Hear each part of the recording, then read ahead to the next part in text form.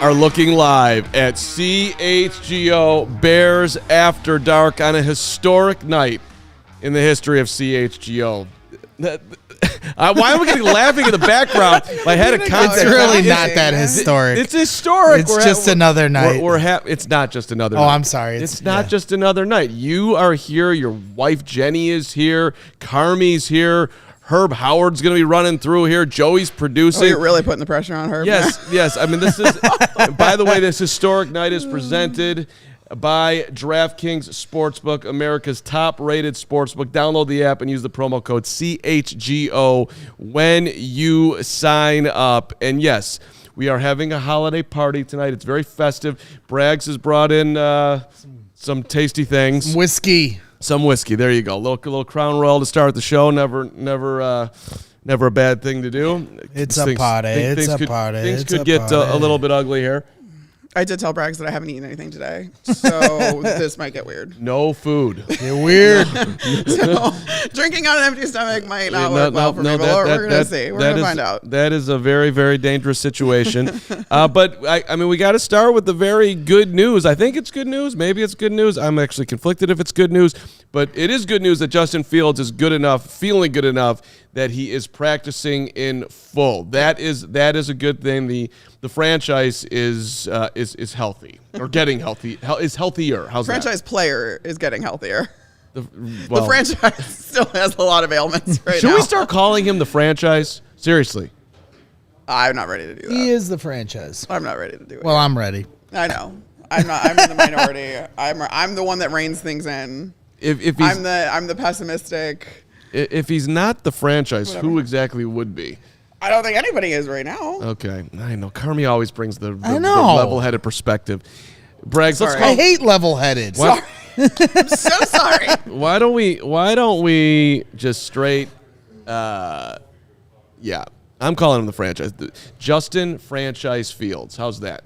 It's got a nice ring to it. I'll give you that. It just came to me. I'm not ready to do it yet. All right. When you heard the news that he practiced in full, and by the way, like, you know, yesterday at practice, you know, Fields after practice, one of the things that I've noticed throughout the entire year is that he's one of the last guys into the locker room after practice.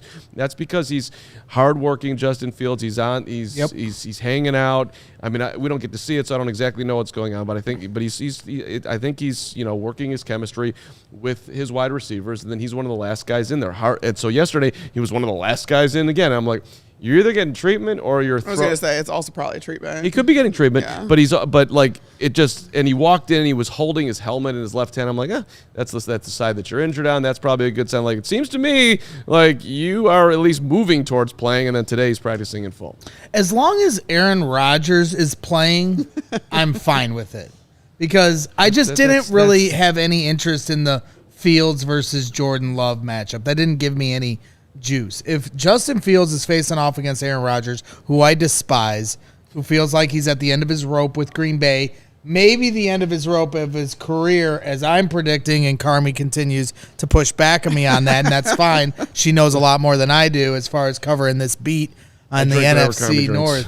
But I just feel like could be the last time we ever see Aaron Rodgers in a Green Bay Packers uniform at Soldier Field. And if Justin Fields gets to square off against him on the lakefront, I'll take it, as much as the conversation has turned towards we could potentially have a number 2 pick. I'll look past it all, and I'll go back to rooting for Justin Fields to beat Aaron Rodgers and screw up our draft pick for the sake of the rivalry, for the sake of taking down Aaron Rodgers, but only if that's the matchup. If Jordan Love is out there, I'm going to be pissed. Well, I mean, it's trending towards, like, Aaron Rodgers is also playing. Like, he said it on Tuesday. He's like, I'm not going to practice Wednesday. LaFleur confirmed that. He said he's going to practice the rest of the week. Sure enough, Aaron Rodgers was a limited participant today. Said he plans on playing. There's not a lot of people, I don't think, in that building that tell Aaron Rodgers what to do.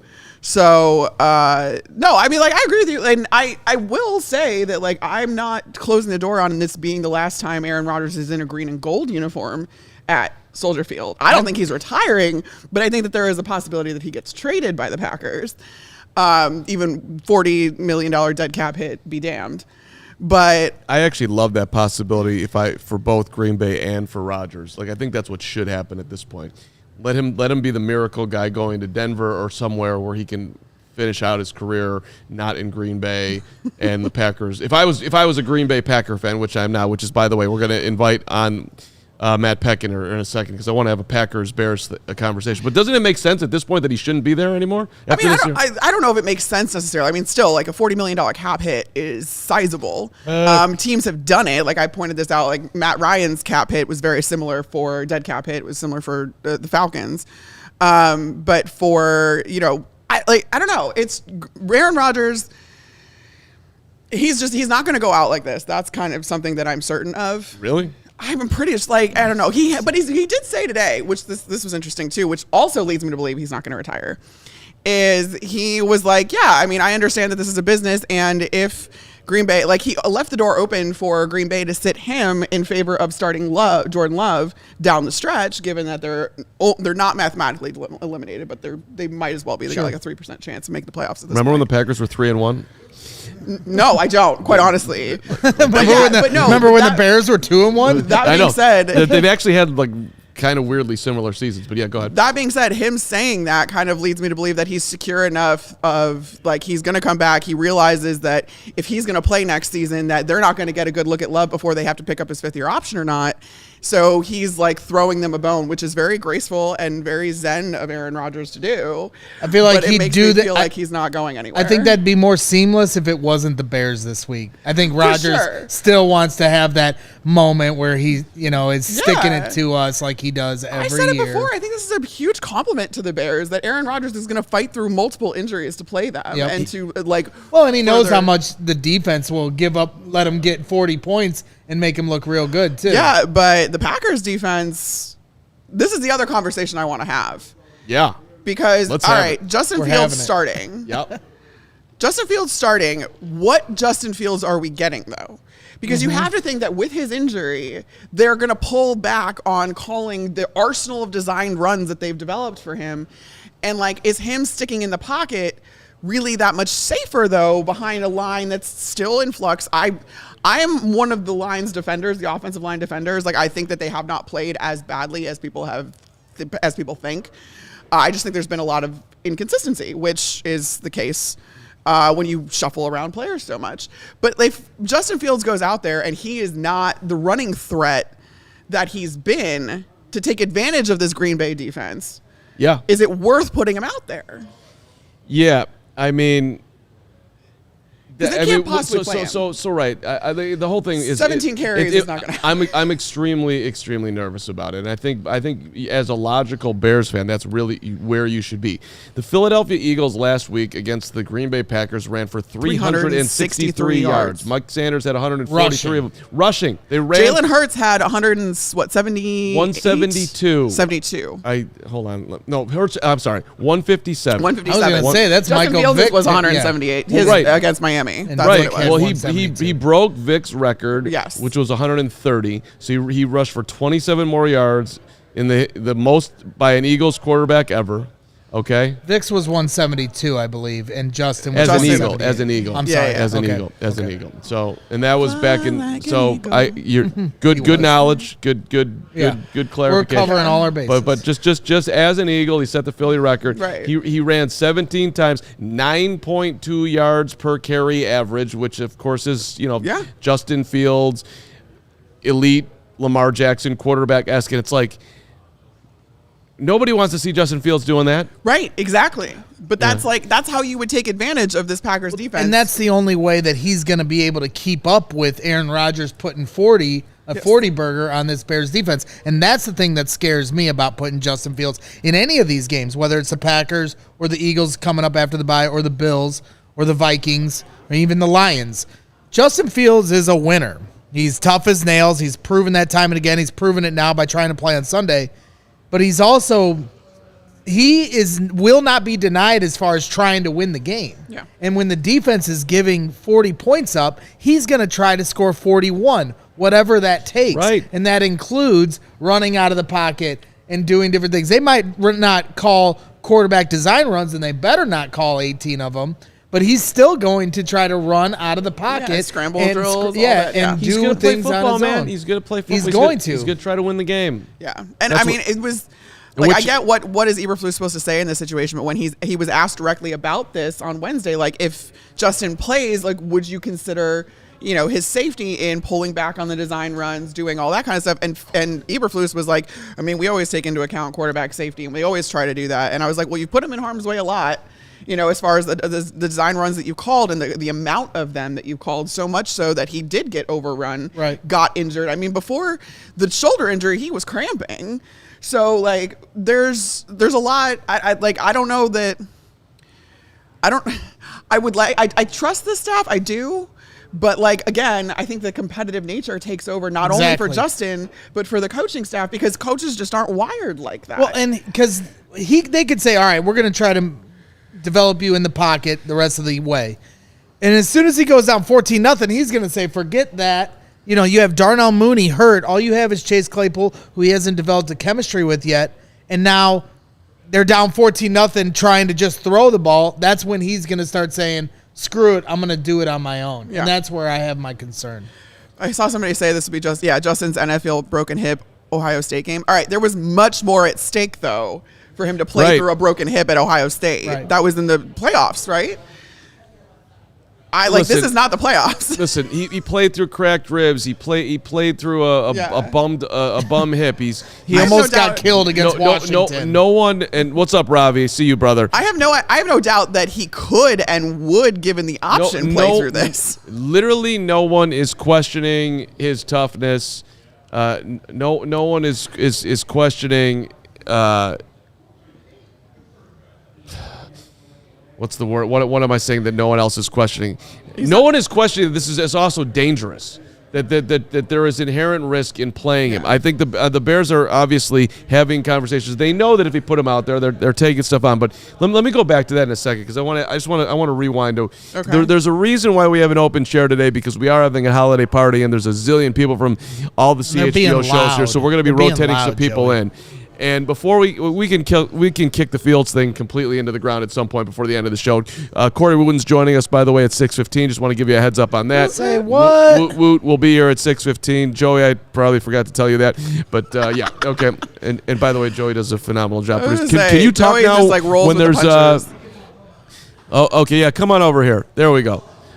No, okay, never mind. Okay, well, I want to get Joey's opinion on this because another one fell out.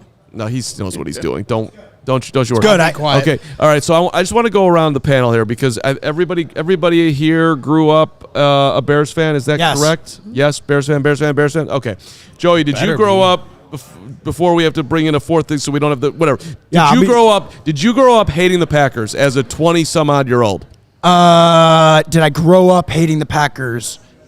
Be honest. I hate the Packers a lot more over the last 2 years than I did in my formative sports fan years. I hated them losing to the Packers, but I did not hate Aaron Rodgers, and I did not hate the Packers as much as I do when Aaron Rodgers made his full heel douche turn. Now I do. But So when Rodgers went full Diva Rodgers, but no, you're right. Before that, they were like, I didn't like them, I didn't root for them, but okay. You kind of respected. Here's what I would say. Yeah. I really didn't like the Seahawks Legion of Boom team, and I rooted for the Packers in that game where the ball went off of Bostic's helmet. The Seahawks? I really disliked more the Seahawks at that point in my life. What was that game called where they caught it at the same time?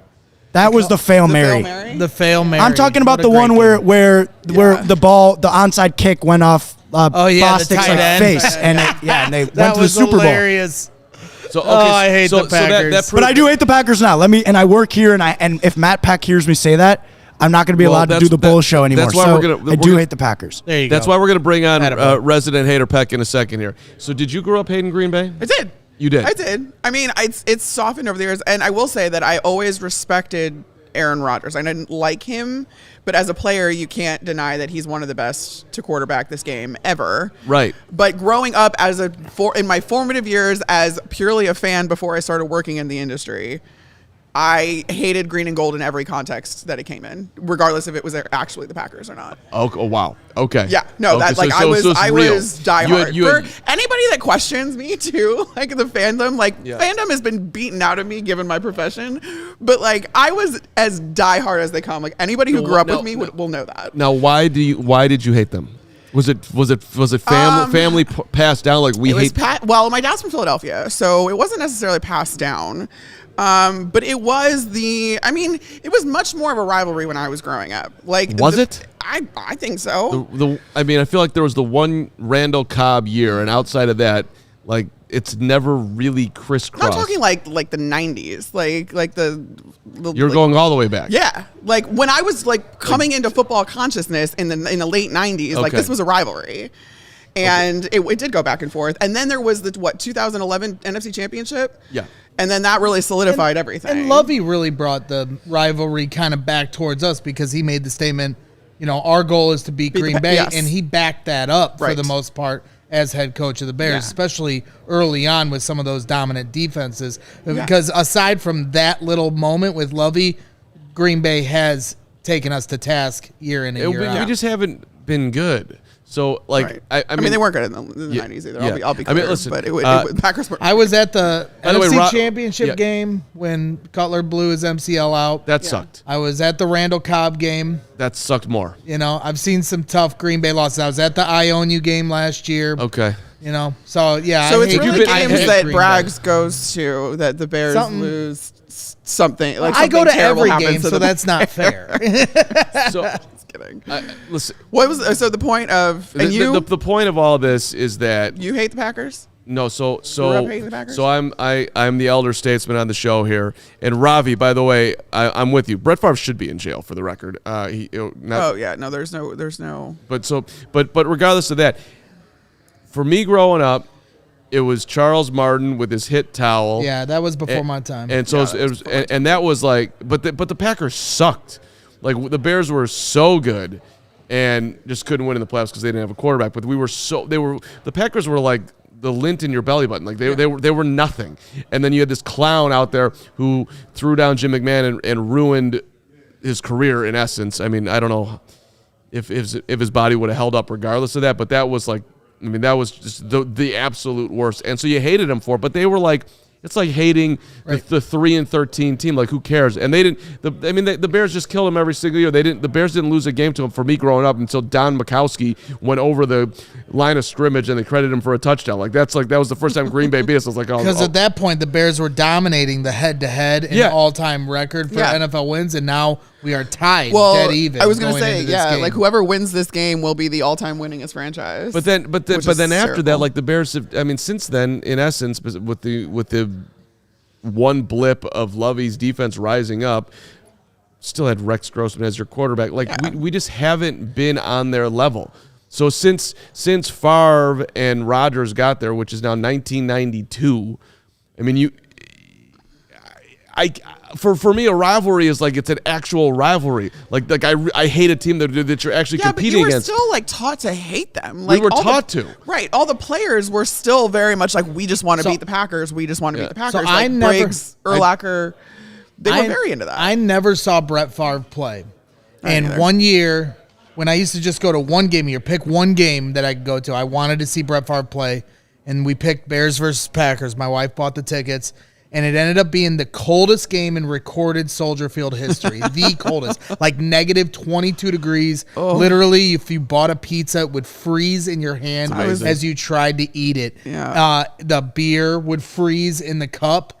People were like putting cardboard under their feet just to try to like keep the cold off the concrete to their feet. And Alex Brown blocked a kick to send it to overtime to beat Green Bay. But Brett Favre didn't play that game. A young quarterback named Aaron Rodgers was making his first start against the Packers that day. So I never saw Brett Favre play, but got that moment. And the Bears won. Explain to me why you hate the Packers. Well, like I said, because of all these games of torment, NFC Championship, Okay, so you've been Randall tormented. Cobb. Those are heartbreaking losses. I think I was Aaron more Rodgers, taught. and I didn't. I guess the rivalry didn't really heat up until Rodgers came along because he's so smug and he loves to knife it to us and stick it in our side. I will say, I don't think he got that smug until later on when he had like a very firm. Yeah. Like the "I own you" game is very recent. Right. Like I don't think he like crossed over into the antagonistic. He was Aaron semi-likable. Rodgers. What? He was semi-likable. He was. Listen, you two. Get Matt Peck in He was a very here. good quarterback, and he was fun. And This is all in the past when I say he was semi-likable, but for a small time there. All right, Peck, come in here. We need you, brother. Peck, save us. We've got people defending Green Bay. So Wrestle Joey. I'm not defending Green Bay. Actually, I am. Have you been to Lambeau? Have you been to Lambeau, Braggs? I have not. You've never. I've said I will How only good- go to Lambeau Hey, Carman, when how good is Bears La- are how the good is favorites. Lambeau? Lambeau's fantastic. Lambeau it's Yes. Hey. Matt Peck, ladies and gentlemen. What's going on? Bulls Pod leader, dominator, dealing with a bad back, and he's also the 11 Pull seed in our landscaping in the duty? ping pong tournament. So Arts and crafts by 4 hours today. So I wanted you on here outside of your amazing talents because I always see you talking about your Green Bay hate. So It's extreme, yeah. I want to understand. I want to understand exactly where it comes from because like everyone, I know we're supposed to hate the Packers. Packers hate the Packers, but like No, that's a good point, it but- hasn't really been like this is no Bulls Pistons rivalry. Let's talk Bulls basketball here. This is no Bulls Knicks rivalry. This is no Bulls How long Heat did it rivalry. take This is for- no Okay. for You know Carman to what bring up the Bulls? difference is? Yeah. Is all of those Bulls blank rivalries you just mentioned? Yeah. The Bulls come out on top with 6 championships. Yeah. My entire life, I was born in '87, so I missed the only Bears Super Bowl victory. And my entire life of Bears fandom has been watching them get their asses handed to them by the Packers, most often on prime time in front of the rest of the NFL eyes watching. Okay, so There's Why a would lot. Bears fans not hate Green Bay? Yeah. because we're not even in the same stratosphere. That it's doesn't like matter, though. It's like Vancouver Grizzlies versus Bulls. Like Right. It's like a nail not not that bad. hating a hammer for kicking its ass every day. It's not that bad. You're taught to say like this is the NFL's oldest rivalry. Like this is something that like is rooted in so much tradition. Right. That if you are a Bears fan, like you absolutely are taught to hate the Packers regardless of what the record is. I understand we were taught to hate them. And Yeah. Why do you need any more reason than that? Kurt, I'm gonna hunt you down, Kurt. You are my guy, by the way. I'm not a Packers fan, but I do. There is something about like small town America that they own the stocks in the team and Lambeau Field, and like there's something that is kind of wholesome and cool about Green Bay. And I There's know nothing wholesome and Nothing. cool about Green Bay. Nothing. There is. It's a shit town filled with shit people. No, it's the first time I ever stepped foot on the field at Lambeau was. it was cool. It's really cool. Thank you. You feel the history in a way that you can't at Soldier Field because they redid it. Like this is an untouched historical landmark that has so much NFL history in it that if you're an NFL fan at all, it's an incredible place to be. Like it really is. Well, and to Matt's A more incredible place to be than Chicago. Please. no.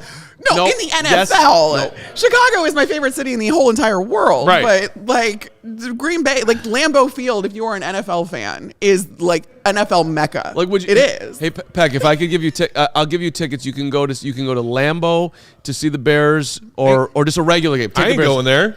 You're not going. I ain't going. That's enemy territory. I have one exception every year of crossing the Illinois-Wisconsin border, and it's a camping trip that I do with my friends every summer. That's And we adorable. go on the Wisconsin River. But whenever I see anybody else on the Wisconsin River flying Packers flags off their boats and whatnot, I yell, "Packers suck, bear down." and to Other than that, I will not step foot across that state line. Would you go see the Bulls of the Bucks play? Oh yeah, fear the deer district. You mean would I go to United Center North that's more filled with Bulls fans all the time, even when the Bucks are like championship contenders? And to Matt's sure, point, but why bother making that trek? And to Matt's point about why the Bears getting beat on primetime every year against Green Bay and getting embarrassed, this is why you should hate Green Bay. The NFL is in on it. Since 2000, they are, no laughing. Since 2006, the Bears and Packers have played in a primetime game every season since 2006. All but 4 have taken place in Lambeau Field. Okay, all right, They put us there so they can embarrass us on primetime. It's not funny, and we don't like it. Listen, it's not to embarrass, but like...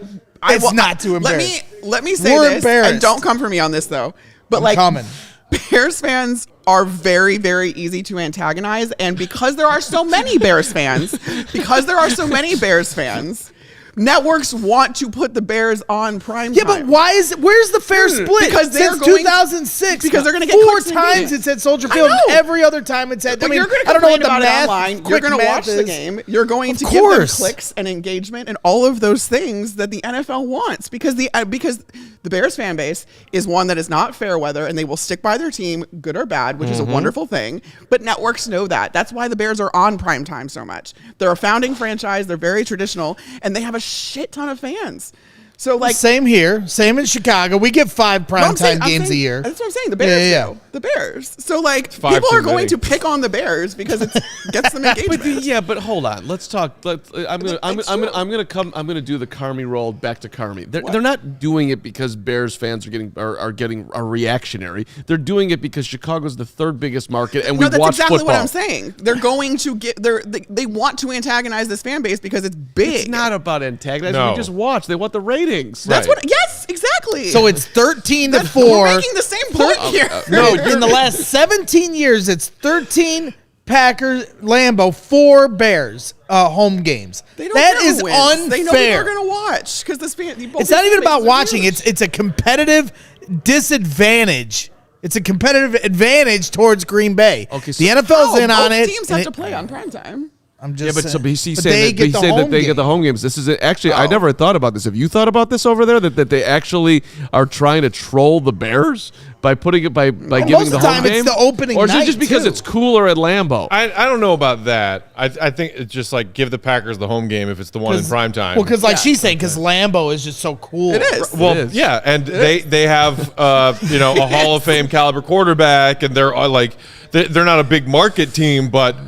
Packers fans, as much as I hate to admit it, Packers fans are everywhere also. Everywhere. Yeah. Everywhere. And they draw eyes too. And it's like, oh, well, primetime Bears-Packers, yeah, we're going to give that to the Packers at Lambeau so that we can all sit there together and watch the outcome we all know is happening, which is Aaron Rodgers beating and killing Bears fans' souls. Who do you hate more, Favre or Rodgers? Yes. Rodgers. Oh, my God. Favre. They're both Packers quarterbacks who made my life miserable, who are also terrible people. Well, the off the field stuff, Favre takes the cake. I was going to say, but takes the cake. if you take off the field stuff, Aaron Rodgers is a terrible He's not a person. terrible Please, person. he is absolutely a terrible person. Yeah, but not on Favre's level. I mean, not stealing from poor our knowledge people. so far, he has not been stealing from the poor to give to the rich, aka himself.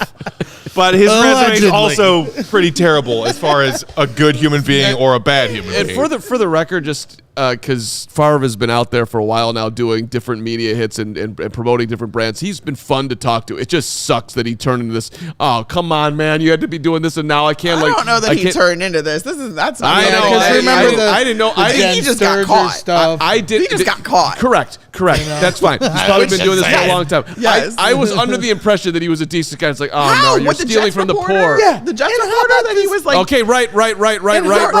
There are a lot. And how about this story from the former Notre Dame quarterback? I'm 100% wrong. 100%. And how about this story from the former even Notre 99. Dame quarterback that did the podcast this week that played for Green Bay? It was a backup to I Aaron didn't Rodgers. see it. Deshaun Kaiser saying that Rodgers wanted to do 9/11 conspiracy. It's weird stuff. It doesn't make him a bad person. Like Rodgers is definitely a conspiracy theorist. Just curious on your thoughts on this. Go do some research on 9/11. Well, Rodgers is also a fan of doing his own research. It must just be a Packers quarterback thing. I like to hashtag do my own research. All right. All right, y'all. Have fun. Yeah, okay, Peck. Love Later, you. Matt. Thank you. Bring it. That was a great job. All right. We're going to bring some more random CHGO amazing Randoms talent on the show. I'm curious, actually, in the chat. Top reason why you hate the Green Bay Packers is, feel free to put it in the chat there. We should talk about some very important things, which includes, Braggs, you doing any reads tonight? You gonna pass that computer over to me? Here you go, buddy. What do you want me to do? Because you always, Watch me. Why are you trusting me?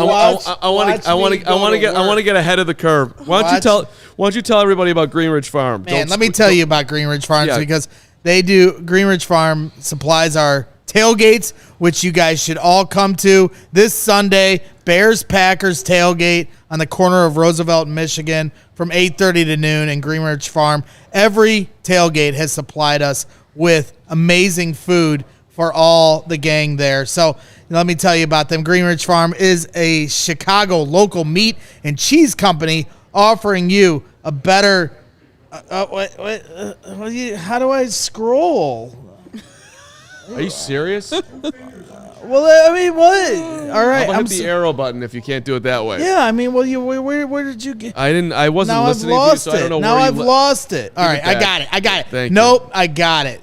Let me start over, ladies and gentlemen. Greenridge Farm is well, you set me up to fail here. I did not. not. It's a Chicago local meat and cheese company offering you a better all-natural option. Here comes my boss. Makers of all-natural deli meat, sausages, and their favorite meat sticks. Perfect for tailgating, happy hour, school lunches. These all-natural meat sticks are hardwood smoked for 8 hours with 16 grams of protein per stick. Make a perfect post-workout snack. Meat sticks come in chicken, black forest beef, and flavors like jalapeno cheddar and spicy chili, Carmi. It's very good.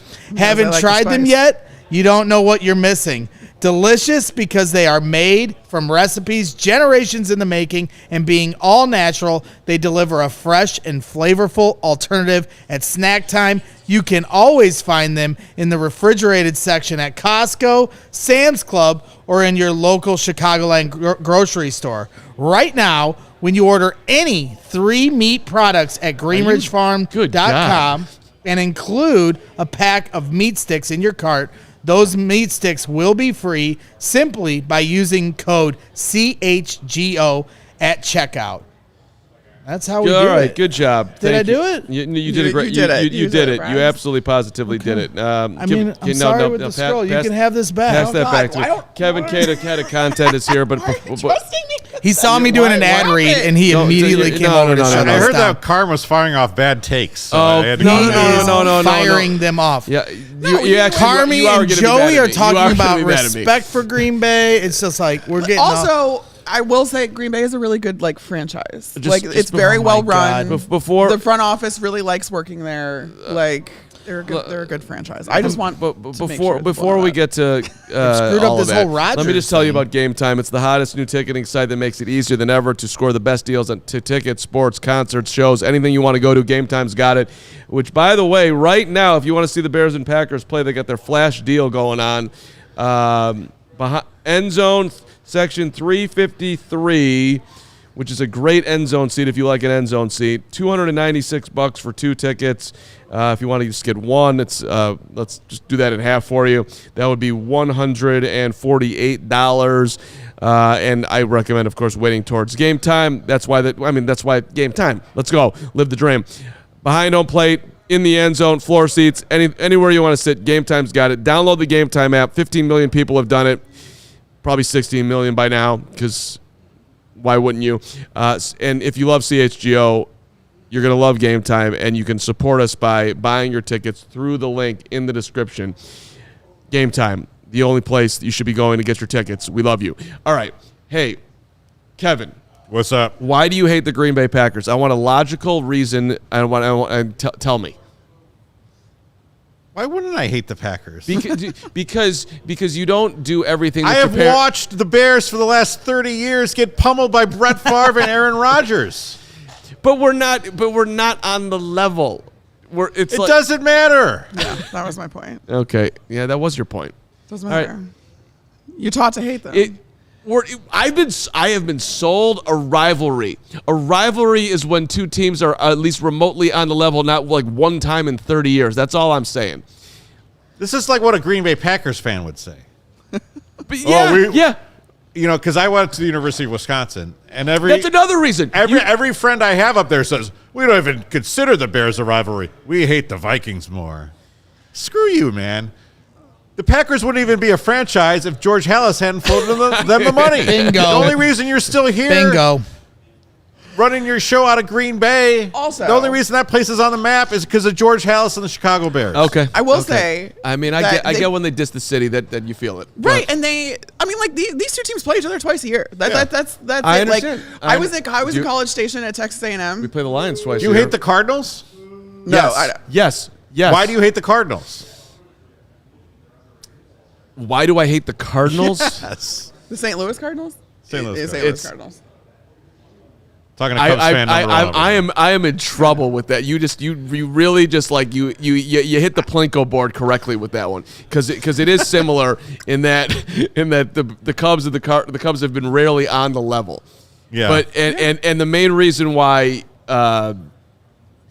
for me hating the Cardinals is that the Cardinals shove it in your face, and it's nauseating. Well, you have- that Okay, then idiot fan with his 95 years sign that always showed up. Speaking of signs, there's Greg Braggs who brings signs to games. God bless. Signs everywhere. So that is a fair. That's a Then good to flip spot. Then to flip it on its head. Yeah. As a diehard Bulls fan that I know you are, and diehard I put it more Jordan so era. I put it more in basketball terms. Like I hate But the did Knicks. you consider the Knicks or the Pacers or any of those teams rivals? Like were Not they, now. I don't care. No, about, I'm saying in the '90s, were Yeah, they hated rivals? Yeah. The Bulls owned them But that's- back then, but but you that- still considered but no, them rivals to you. Yeah, but that Proximity. the The proximity. but that's the my- history. But that's my Yeah. point. The frequency.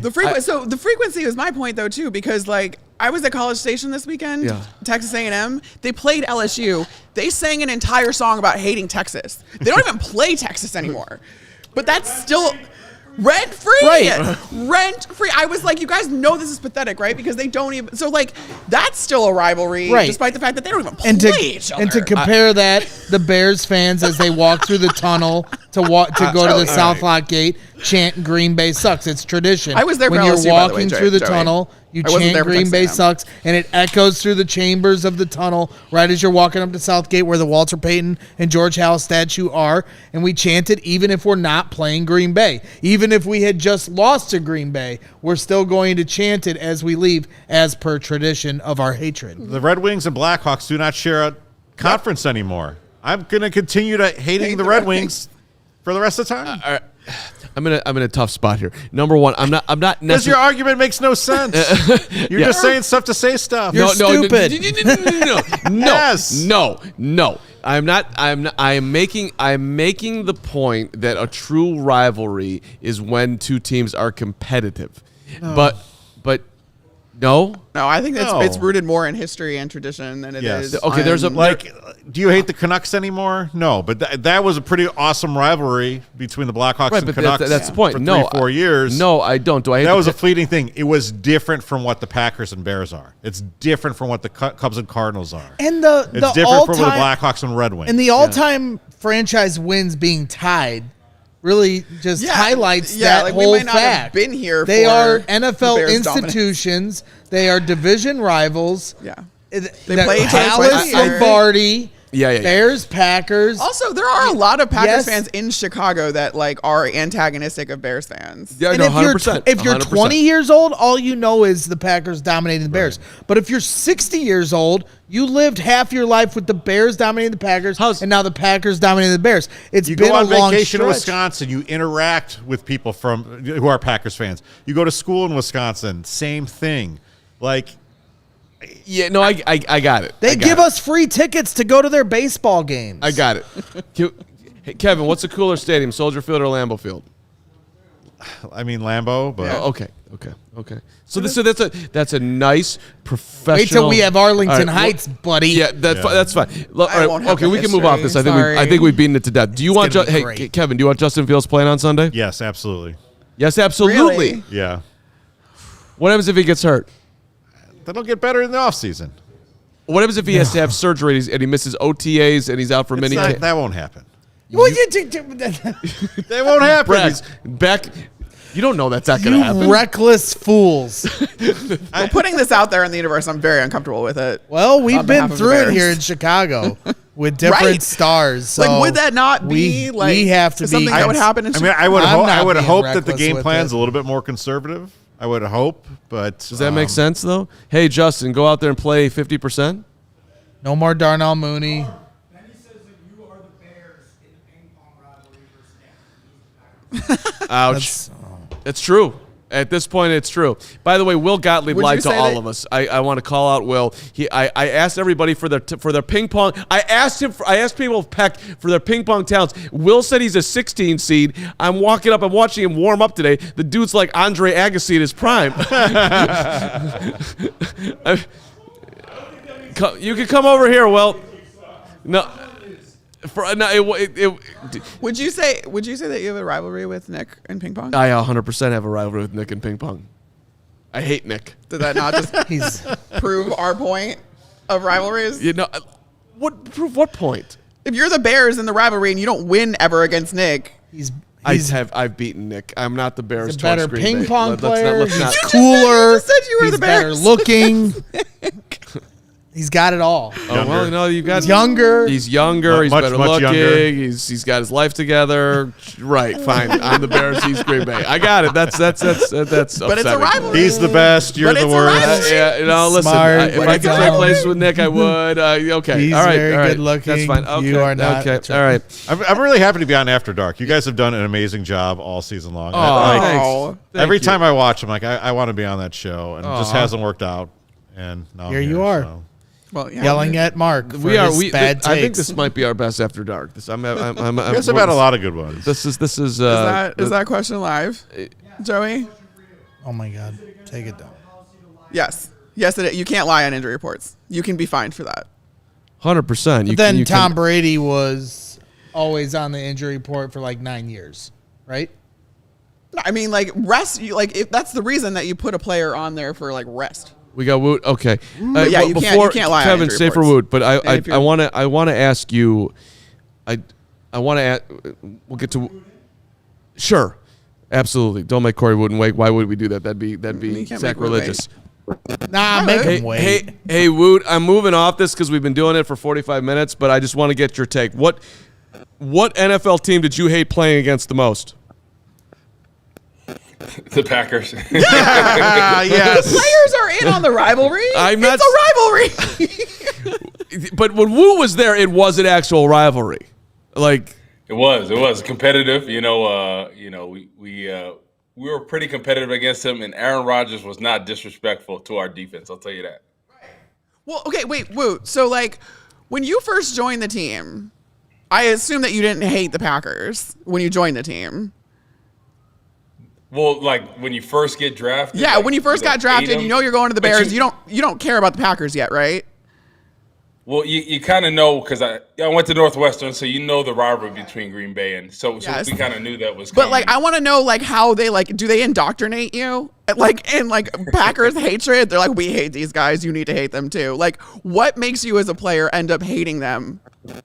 Just the fact that it's arguably one of the longest, running rivalries in the game of football, right? Hallis, and company, so it just, Proving my point, yeah, but- it's a different thing. Packers week is such a different mentality for people. Like it's literally like flipping a switch on. Like obviously every game you're getting ready for, but Packers week, especially going against like Aaron Rodgers, the Packers have had two quarterbacks, Rodgers and Brett Favre, that terrorized the Bears for years. So I think anytime you're playing against those guys.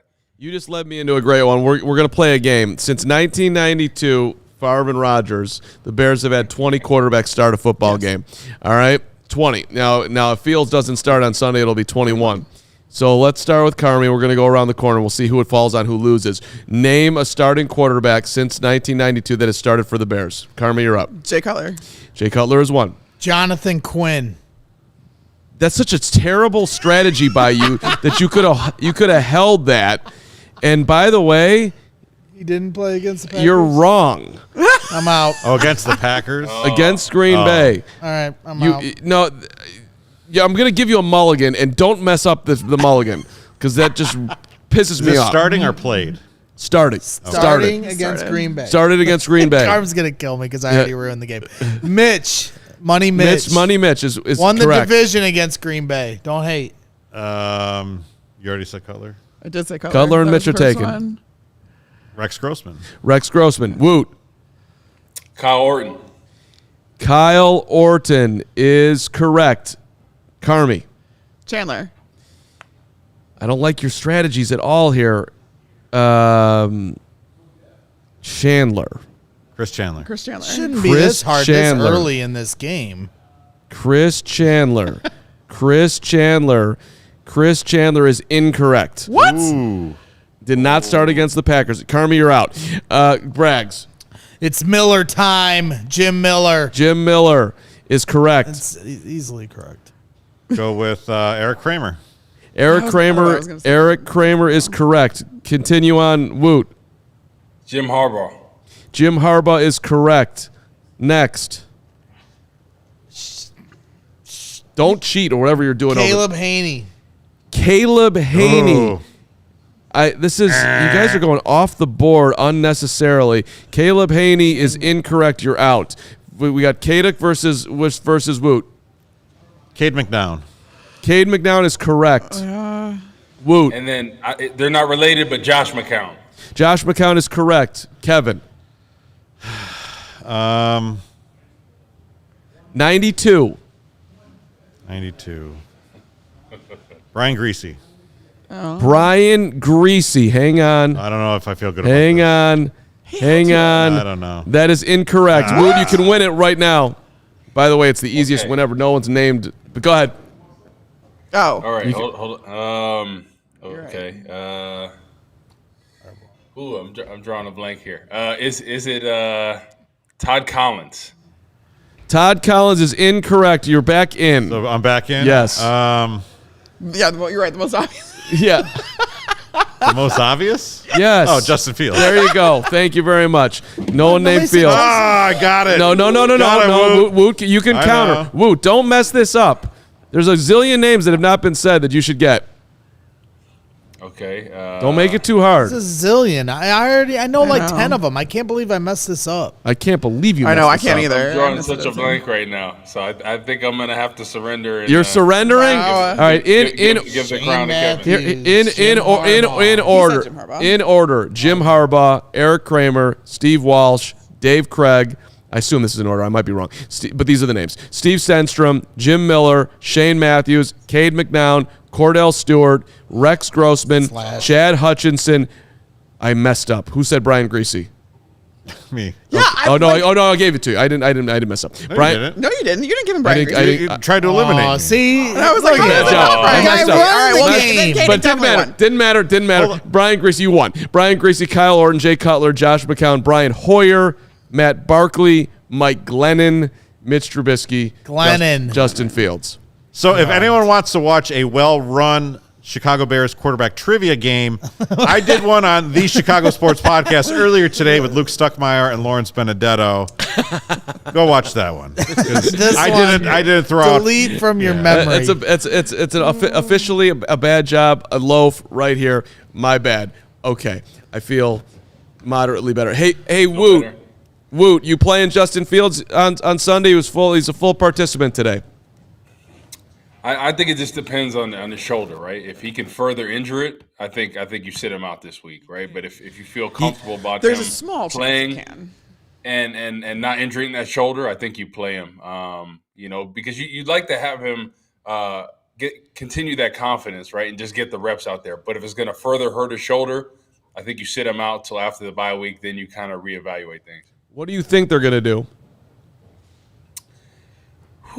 A part of me thinks they're going to play him just because of the rivalry. It's only like I said, if his shoulder is good. But if he's good to go, I think they should play him. I think they should. Okay. I will say, What do you guys think? We talked about it yesterday with Dr. Verma, where like the the chance of re-injury is very small. Like, it's the AC joint, and that is historically not really, unless you sustain like the exact same hit, it's very unlikely that you're going to injure it further. It's more of a pain management thing, and injections can only go so far. They only last so long, all of that kind of stuff. I've known guys who have played through AC joint injuries, but it's painful. AC joint, one of the years I played. Yeah. I was going to ask you, have you? Yes. Yeah. Did you sit out at all? 2010.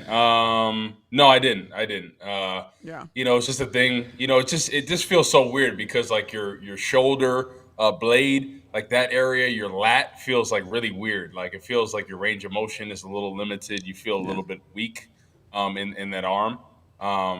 But yeah, like that's why I was surprised when they were talking about he had the AC joint, and I'm like, I don't know. Usually when people have AC joints, there's usually not a whole bunch of ligament damage. That's what they were talking about early on. Right. So is that confirmed or is that? He said that he had some ligament damage. I was wrong in saying tendon, but ligament damage or partially torn ligaments. But that's what a sprain is. A sprain is a partially torn muscle. Just like an MCL sprain, right? It's your MCL is partially torn. It's just the grade of it. So I think when people say that, I initially thought, oh, did he do his rotator cuff? Did he do his labrum? Because partially torn ligaments, that usually means that in the shoulder region. So my thing is like, I don't think he can hurt it worse if it's a traditional AC joint sprain. Yeah. I think it's just how he can manage through that, right? And that's half. It's wild. All the people I've known that have played through it have been linemen. Not his throwing shoulder. Yeah. Mostly, linemen don't care. It's because usually when like linemen fall, somebody falls on you wrong and awkwardly. That's usually when it happens. That's kind of how Justin feels. He kind of fell a little awkwardly on that shoulder. Woot, would you try to play differently? Hey, Justin, we're not going to do any design runs. We want you to hang in the pocket. But by the way, our offensive line ain't great, so don't get killed back there. Yeah, that's the tricky area right now, right? Because the offensive line at times has been very suspect. But I think if Luke Getsy, right, if he can design a game plan to kind of protect Justin Fields, protect the offensive line, and still allow him to pass the ball down the field, because that's what we're really trying to get him going wise. We know what he can do as a playmaker, running with his feet.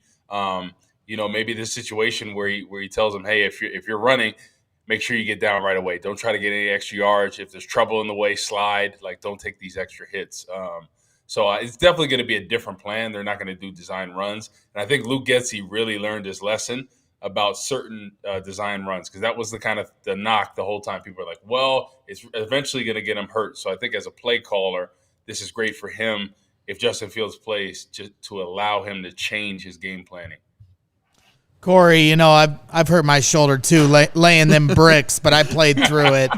Me and you are built like that, right? You are tough as hell, by the way. I'm serious. Brick by brick, Corey. But seriously, my whole thing with Justin is, what I worry about is this defense is going to give up a 40-burger weekly, especially Green Bay with Aaron Rodgers, Eagles, Bills. And the thing that worries, I don't have a problem with Justin Fields staying out there. I want him to continue to develop some chemistry with Chase Claypool. Most importantly, we just brought him in here. That's part of the reason I was hoping to see some of that. But at the same time, if the defense is giving up 40 points, Justin's going to try everything in his power to score 41. You tell him to stay in the pocket, and after a couple series of 3-and-outs, and they're down 10-0, then he's going to start running out of the pocket again. If you're a coach, he starts going rogue, are you going to pull him and say, all right, we're done today, you're sitting for the rest of the game? Is that even possible in that scenario? Yeah, I think if you're playing him, there's a chance, like you said, that these scramble plays that takes over is just his natural inclinations out there are going to take over, right? So at times, it's just about learning how to control those plays, right? Within your control, scrambling. And we've seen some games where he's done that really well, right? Avoided some hits, took slides early on, got out of bounds right away. And I think that's critical, whether he's nursing an injured shoulder or he's completely healthy, just for the longevity of his career, understanding how to run. And I think a guy like Lamar Jackson, the way he plays, and he really hasn't battled too many injuries throughout his career because he's smart about how he takes hits and whatnot. So I think this could be a good opportunity. Like I said, if Justin Fields can't potentially re-injure that shoulder, he can't make things worse, for him to kind of learn how to play and protect himself for the future of his game. Hey, Wood, I talked to Dominic Robinson yesterday, who I'm a huge fan of. He's a great guy, and I'm just rooting for him. I don't know if he can do it or can't do it. I mean, he's still trying to figure it out, 5th-round pick, all that. If you, watching him, what would be your advice to him? Like, I asked him, like, hey, what are the goals for your last 5 years? Like you just said it with a way, like, get to the quarterback. Like, he's dying to do it. What would you tell a rook like that? I would just tell him get off the football, right? When I look at him and I look at a lot of young guys out there, they're a little unsure of themselves at times, so they're thinking too much, and usually the last thing is their get off, right? They're thinking about, what am I doing on this assignment? Hey, I don't want to be out of my gap, all this. So my thing for him is just get off the football as fast as you can. And you talk about getting the quarterback, that sets you up for that. So that's what I preach from kids that are younger, pee-wee football, right? Get off the football. That's the key right there as a defensive lineman. Once you can get off the football, it makes everything easier. Dominic Robinson has all the tools, all the talent, right? He flashed in that first game, and it's kind of been a quiet since. So it's really about him just going out there and playing. Like, he literally has nothing to lose, right? He's here next year no matter what. Just go out there, let it fly, get off the football, try to disrupt and penetrate every play. Because in Tampa 2 scheme, if you get off the football, it doesn't matter if you're reach, it doesn't matter if you're out of your gap, because that penetration is going to kill everything. Mm-hmm. But I think that pressure is kind of real, though, for a 5th-round pick, right? Am I going to be here? Am I not going to be here? NFL stands for not for long. I'm seeing William Kane in the comments saying Adama is a solid depth piece.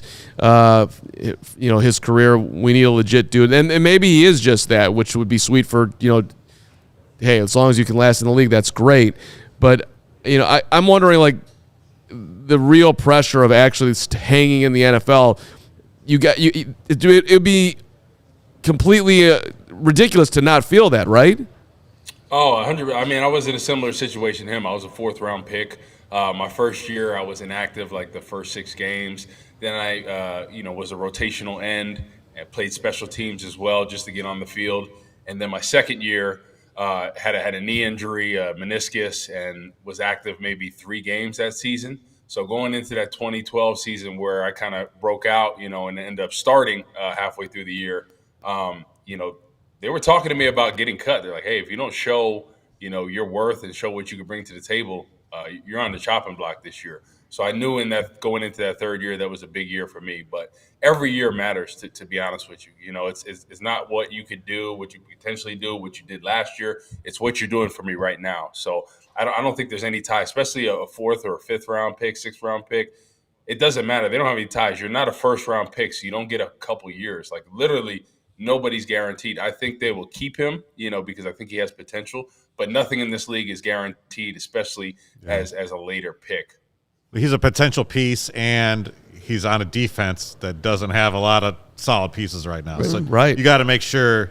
I mean, they draft him because he's an athlete. They think they can eventually develop into a beast. And don't underestimate a staff's want to be right on someone. Yeah. And like to be able to develop one of their own. I mean, this was their first draft class. All true, but like you just don't know when you're going to get an opportunity like this. If you're him, like he's got to capitalize on it because they have money to spend. They're going to be looking to upgrade. He really has to prove himself right now. I mean, this is a huge 5 games for him and some other guys up front. It's huge for Travis Gibson too. Carm, you got to think too, right? In that first game that he really kind of broke out and had his coming out party, what we thought would continue. Robert Quinn was on the team with him, right? So that's arguably like one of the best guys to emulate. He coming off his best season, a true pro, how he approaches practice, film study, and all that. You got to think he's got to be in his ear. You look at the guys right now, Travis Gibson, Al-Qadim Muhammad, Justin Jones. They're still relatively new into their careers. They're not 7-8 year vets at this point. So, having a guy like that, when I was playing for the Bears, I had, Tommy Harris, I had Julius Peppers, Israel Donajee, all veteran guys, and especially Julius Peppers, a guy that is a Hall of Famer, right? Seeing how he approaches practice every day, his get off, things like that. So it's a little tough because he doesn't have that Pro Bowl defensive end to emulate off like somebody like I did or Henry Melton early on in his career. He had to look at Tommy Harris, and he helped him out a lot. So he doesn't really have that guy to emulate off. So I think that's, like kind of mentor for him. How intimidating was that to walk into a room like that? with those guys. Like especially Julius Peppers. You know, he was a guy I've been watching for a long time, and just seeing how athletic he is, how big he is, how strong he is, and just how he approaches the game, the mental element of it. And you know, as I got more comfortable, especially later on in that first year, I started to pick his brain about stuff. I'm like, hey, what do you think of right here on this? And he's like, yo, what you're doing right here on this, you know, one of your greatest strengths is your long arm, right? Yeah. It's like, you know, set him up the field, then be able to stab that inside, and then you have options. You could be able to rip off it, and then if he oversets, you could spin off it, counter. So he would just kind of pick my brain about, okay, this is what you do well, this is what you need to work off. And he's like, hey, on this, Jason Peters, I'm thinking, hey, you know, he's really athletic, and sometimes he tries to use his athleticism to his advantage. I'm going to use that against him, right? I'm going to get him off balance a little bit because he's really going to try to follow me, and then I'm going to hump him by. So things like that, and it's great to learn from a guy like that, a proven pass rusher, and it's so crazy just how he approached the game. And I swear, I've never seen somebody never warm up in practice or before a game and go out there and be ready to go. It was unbelievable. I've never seen it. Even later on in his career, I mean, just a true freak of nature, to be honest with you. I mean, I've never seen somebody. So we're similar in height. He weighed about 300 pounds consistently, with about 10% body fat, and he was faster than DBs. Like we used to do a pursuit drill, right, where everybody would line up with the defensive line would line up, linebackers, safeties, all that. We take we fire off the ball, take 2 steps forward, and then run through the back of the end zone. We'd be at the 50-yard line. He beat some defensive backs, which is unbelievable. He was the most imposing person I ever met, or been able to like shake a hand with at training camp. Truly, exactly. I mean, between him and Khalil Mack, I'd give it to Julius Peppers all day long. Did you ever play him in basketball? No, I did. He'd whip me. I mean, the guy. We had some really good basketball players when I played him, Martellus Bennett, Josh McCown. We had a guy, Fendi Onubin. He was actually a college basketball player for Arizona. 5th year, went to Houston, played tight end, and then got drafted to the Rams in 2010. And he was a 6'7" guy as well. So lot of good basketball players. They used to play at Lifetime a lot, but I would never play because I was always worried about hurting myself or doing something stupid or something non-football related. That's why I don't play now. Like I would completely blow out my knees now. My dad did it. My dad blew out his Achilles. I'll post you up, younger people. Yeah. You're gonna go post Woot up? Skyhook, baby. Hey, one thing he be laying is bricks on and off the court. Hey, Woot, real question before you go. I'm serious. Like, I know this is not really a real question, but I want it to be a real question, so I'm going to say it's a real question. The Northwestern University Wildcats are looking for a defensive coordinator. They call you up. Are you interested? You know what? No, I'm not interested. You know, really? I'm CHGO ride or die, baby. Let's go. Yeah. Clip it. You don't want to recruit, Woot. You don't want to recruit. That's not fun. The thing is, I don't think people realize how much of a commitment that is coaching, right? Yeah. And coaching is a tough process. Hats off to them because their families take a hit, their spouses take a hit. So that's something like when I played, it's just like so much time, and then the coaches do even more than that. Like we at least get to go home. Coaches are watching film till 1:00, and I'm like, nah. I'm interested. I would be like a pass rush consultant. You know what I mean? Like a defensive line consultant. No recruiting necessary. No, that's exactly. I come for a couple hours a day, keep it moving. You know, hit at the golf simulator, and then we'll go home. You know what I mean? I don't see why we can't get that done. Let's pass. I'll put in a word to Fitz. Not that I really have any. That's all I need, man. I get these guys going, man. We'll get some draft picks. Yeah. Maybe the Bears can pick them up too. Woot, they win on Sunday? The Bears? Yeah, I know that we'll have our picks coming out, but if Justin Fields is playing, I say the Bears win. You better pick one this week, Woot. No, man, I got two because it's 2 different situations. Like I got you. I give him credit for qualifying it last week. I know. I tried to get the info from Hogue, and he wouldn't give it to me last week. So now this week's even harder. I think Fields will play. I think Justin Fields, like when you look at like the weeks he was playing really well, right? We were controlling the time possession, right? Everything works a lot better. So even if he's not running as much, there's still the threat of him running is going to open up some things for David Montgomery with the passing game.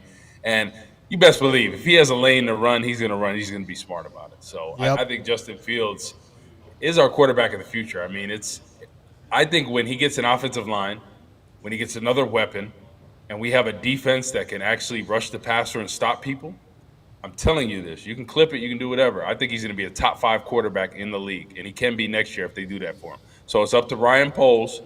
You know, hey, you left the Bears in a crazy situation defensively. Like, we are arguably one of the worst defenses, right? So is this going to pay off for your strategy, right?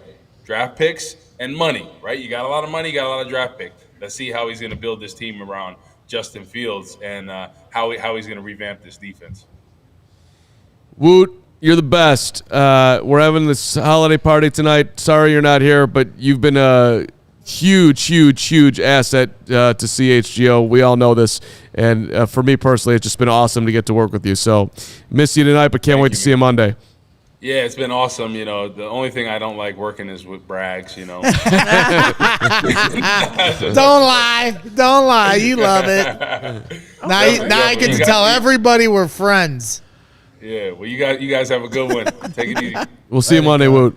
As my guy Herb Howard sits down. What's up, Herb? I just came to Crash and hang out with y'all. I heard y'all was having a little bit of a shindig, and I was flabbergasted that I hadn't heard about it. So 2 really good words in one sentence, Herb. Yeah. Shindig and flabbergasted. Well, and for the record, just so you don't feel completely flabbergasted and shunned, Carman didn't know about the gig either. So. I didn't. I was like, oh, I'm coming to do After Dark. And they're like, yeah, come at 5:30. I'm like, why? So you know, that's just it's a bad job by us. Listen, Hogue loves me. You know, Hogue loves me. And so before we left Hallis, Hogue was like, "You coming by?" I was like, "Coming by where?" Hold up. So we got a Christmas party at CHGO. No, we all know that I'm out in front of Hogue. But I did. That's what I thought until half hour ago. No, I blew this one. Hour but I ago. was like, No, I figured that upper. Always. I figured that upper management had this taken care of, but I should have jumped in. That's a bad job. What's your take about what's going on out at Hallis Hall this week, Herb? A lot of floating parts over there. Yeah, it's been interesting. You know, was Justin going to play? Was he not going to play? Were they going to factor in the bye next week into the decision whether or not he comes back this week? Do they factor in it's Packers week? Does that even mean anything? Like, it should not. He should not play because it's Green Bay. That's the last thing they should be thinking about. Yeah. Really, come on. I'm not saying that you're wrong. I'm just saying that that's not what's happening right now. They're definitely. Really? Do you actually think it's? Do you buy that because they're playing Green Bay? You think Matt Eberflus enters that into his calculation? I don't think so. I don't think Matt Eberflus is really even caught up in the Bears. I mean, I know George thing. McCaskey does. Yeah, I mean, the first time he was like, "Yeah, it's just another game." And I think a little bit after the game, you know, having felt the energy down there and kind of the response from the people, he probably takes it just a little bit more serious, or at least he understands that he should say certain things about the Bears-Packers things. But I don't really think he cares, and I don't think it factored into the decision to play him. I think that, you know, once he was healthy and able to go, if Justin and the trainers said he was good, then Flus was going to play him. And so it just seems like he's good. He was a full participant today. Saw him on the field after practice getting some extra throws in, so looks like he's going to go. You had another money question yesterday, asking if they're basically going to change the offense, and as we play the final 5 games here, have Justin hang in the pocket more. What's your take on how they're going to go about their business here? I think that if you're going to have him play these last 5 games, which is fine. I'd be just as fine with him sitting. But if you're going to play him, I'm fine with that too. But if you're going to do that, you would presumably want to see some development in the passing game. We understand he's an elite athlete. We understand he can run for $150 whenever he feels like it, which is fine, and it will certainly continue to be a weapon as he develops. But I think that if you're really looking for signs of development and progress, you want to see that next step in the passing game. The problem with that is, say you want him to drop back 35, 40 times. He doesn't have the horses in front of him, doesn't have the horses outside. He's getting all these injuries. You got Moon go down. You got Lyman dropping down and switching in and out. And I don't know that it's an ideal situation for him to go throw the ball 35, 40 times either, but it's also not necessarily the best thing for him to run it 25 times. Why? Yeah. You know, like last week, we see the 3-step drop game. Simeon, quick pass to the outside or just a 50-50 ball deep. Yeah. Why isn't there any 3-step drop slants? Why do I feel like there's not enough over the middle, up the seam? Yeah. Like, They if you're can't going to get do the open, right? three-step drop game, I'm not seeing enough in the middle of the field. Why is that? Yeah, I don't know. I wish I had a good answer for you, but I think they certainly need to utilize some of those quick game things. You got Claypool, you got Inkill. These are big body guys that should be able to get you a 1, 2, 3-step slant, use their body to pick up an easy 6, 7 yards, Right. and you should see more of that. Cole Kmet has come on in the past several weeks. Should be able to use him more in the middle of the field. That would be some things that I would like to see them do, and I think that, having Trevor Siemian in there kind of allowed them to do some of those things. I'm certainly not saying he's a better quarterback than Justin Fields. He's a different quarterback in terms of the skill set, and his skill set forces him to find answers with his eyes and arm, whereas Justin's skill set will say, I'll take a peek, and then I'm out of here because I can. Yeah. Trevor can't, and so I must stay in here, manipulate the pocket, find the answers with my arm and eyes. Right, because I wonder if that's because they know that Justin can pick up those yards with his legs rather than needing to do it through the air, though I think that he needs to get to a point where he is able to recognize those things over the middle, in the intermediary, all of those things, and be able to beat teams that way, because you can't just beat teams with your legs. Right, because I felt like that's the difference. Like Simeon with the 50-50 balls deep. That's the only option he has. When Justin is calculating in his mind quickly, do I want to just throw the 50-50 ball or run on my own? He's always going to defer to the run on my own because he knows he can beat everybody with his legs. Is there ever going to come a point this season where he just puts that out of his mind and just throws the 50-50 ball without considering the success or failure of the pass and just takes the pass for what it is? Yeah, I think that, I would like them to get to a space. You don't want to go into it and say handicap him in this way or that way, but I would like for them, if they're going to, again, if he's going to play these last 5 games, let's see where we can grow. And so I would like them to kind of implement almost a unwritten rule of you don't run, right? Yeah. You stand back there, you find the answers with your arm, or you throw it away. Or maybe you scramble a little bit, like 7-on-7. Okay, you can scramble for a few yards and then we'll blow the play dead type thing, right? I don't want them to see him be able to do that. But the problem is, you think back to the 61 or 62-yard touchdown run, the first one. He's got Mooney wide open for the first down in the middle of the field. Missed him. Right, The play's designed to go right there. Trevor Siemian, 1, 2, 3, hits that, right? Right. He's going through Justin's like, and then by the time he sees them, he's like, I want to get it. And Mooney's like, well, I've been here for too long. I'm bailing out now. And then he just does what he does because he can. And so everybody's like, yo, that's a 62-yard touchdown. And it's phenomenal. I was excited, too. I'm glad he can do that. Right. But the play was designed for a 15-yard pickup that was wide open in his face, and he just didn't get there. And because, teams, I think, I look at Jalen Hurts and I look at him as like the prototype of what you want Fields to end up being. Agreed. Because Jalen Hurts can beat you in so many different ways. Mm-hmm. Teams are going to be able to take away the run. They're going to be able to shut Fields down and make sure that, put a spy on him, all that other stuff. And some of these spies are going to be able to get to Fields. Yeah. They're going to want to keep him in the pocket. I guarantee you every defensive game plan against the Bears is going to be keep Fields in the pocket, make him throw it. So now you need to develop him as a passer, not only for his own safety and longevity, but to actually end up winning games and to not make them so easy to, but easy to defend. Which is why you want him to be playing. You just don't want to sacrifice his health to do it. Right. Yeah. So Robert Friel says in the chat, there's no such thing as a 50-50 ball. It's like 28-72. It's true. Let's just go around the horn here. We'll start with you. Where are we at on Chase Claypool? Ideally, you would like for him to get to a space where he's your number 2 receiver next year, right? I don't think he's a number 1 receiver. I think that he has some unique physical gifts. You talk about a guy that's 6'4", 230, 240. He's got the vertical. Good hands. You should be able to get him some of those balls, those 50-50 or 28-72 balls. Like, you should be able to get him some of those types of things. And so he looks awkward, though, going for him, does he not?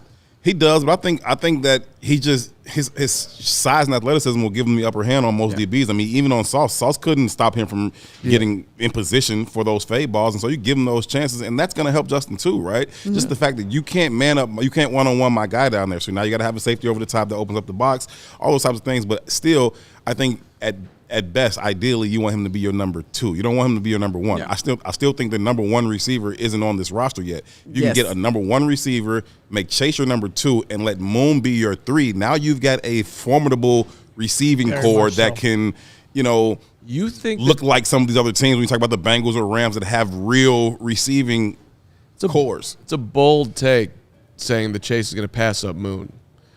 I think that your second and third receiver are pretty interchangeable.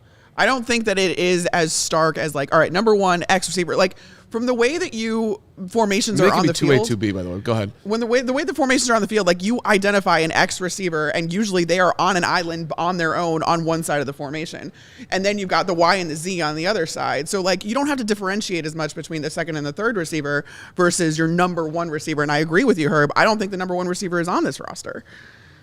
Yeah, he isn't, clearly.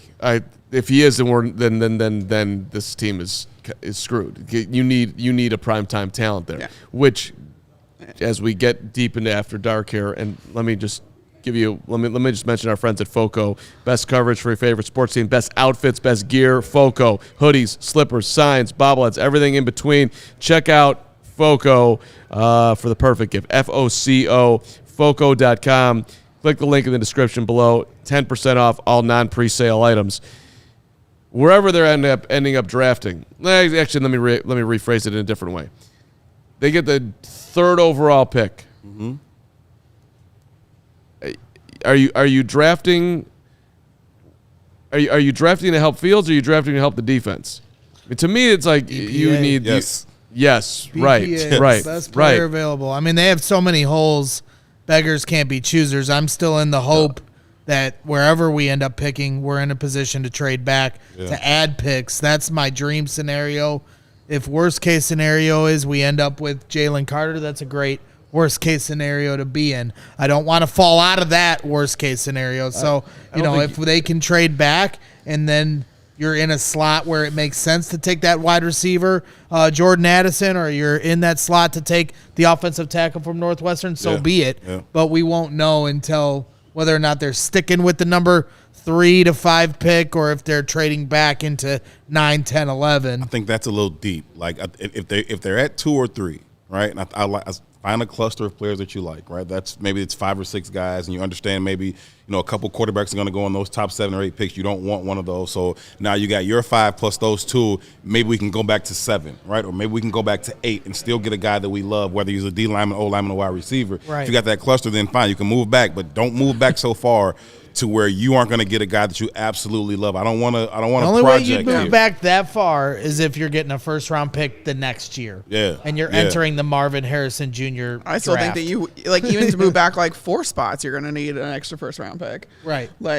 Yeah. But I mean, I think that that's reasonable to maybe move back 2, 3, 4 spots and still get like one of your top guys because quarterbacks they got enough holes. The quarterbacks rise, and you're going to have teams that are going to want to move up into the top 5 to get quarterbacks. That's why number 2 is so crucial, because it's pretty clear and obvious the number 3 pick is going to be a team that wants a quarterback. So you want to be ahead of that team, so other teams have to trade in front of number 3 that's looking at a quarterback, same way the Bears had to trade in front of Minnesota to get Justin Fields. Now, you can still be in that later, like if the Bears win a game or 2, which if they do, I'm going to riot, but if they do, there still can be a situation where there's a quarterback at 8, 9, 10, depending on how it lays out with, Levis or whatever his name is, where a team might want to trade in front to grab that guy, but that's getting ahead of ourselves. But at the same time, where they're sitting right now is perfect, because best case scenario, trade back. Worst case scenario, Jalen Carter. That's pretty good. Just keep the quarterback healthy. Herb, love you. Doing great work at It's the Bigs. Everybody should check out Herb's work over there. Yeah. Traveling all over the NFL slate, although Bears are home for the month of December, baby. I'm glad about it too. Glad about it. They'd be going nowhere. So let's go enjoy a little. We got the barbecue coming in tonight. Thanks to everybody in the chat. You're always awesome. You're awesome again tonight. Thanks to our friends at DraftKings Sportsbook. Download the DraftKings Sportsbook app right now. Use code CHGO. Place a $5 bet on any NFL team to win their game, and you get $150 in free bets if they do. Only at DraftKings Sportsbook with that code CHGO. They win on Sunday? Fields plays? No? Braggs? No. They can't keep up with 40 teams. points. The one dude out here who was arguing about the rivalry, I'm picking the Bears to win this week. I'm not taking the Bears over 12 until they beat 12. Green Bay still sucks, though. Yeah, that doesn't change. No matter. No doubt. 12 is going down. 12 is going down on Sunday. Come out to the tailgate, by the way, 8 a.m. Maybe. 9 a.m., Want 10 to. a.m., 10 a.m. We'll be there. wake up. Carm shot table is Be there. Be at Soldier Field. Oh, that's and then true, I don't that's want to true. walk over there and walk back. I was at my spot today. I talked to the dude who runs the place. I'm like, I need a good bottle of whiskey for my peeps on Sunday. He hooked me up. I spent way too much money on y'all, so come on out and have some shots. Woof. Woof, woof, woof. Joey, thanks for gotta warm producing. up. Appreciate you. Happy holidays to everybody. Enjoy your Friday. We'll see you Sunday with the Bears. And, yeah, have a great rest of your night. Herb, appreciate you. Let's Always go. a pleasure. Thanks for having me. All right. Take care, everybody. Thanks for watching. Sucks.